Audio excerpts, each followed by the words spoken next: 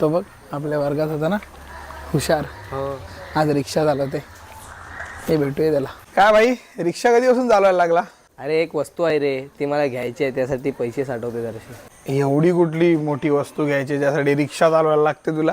अरे तो एक घड्याळ आहे रे, ते सगळे प्रोफेशनल फिल्डर असतात ना, ते वापरतात. घड्याळ प्रोफेशनल वापरतात? तो कोणता?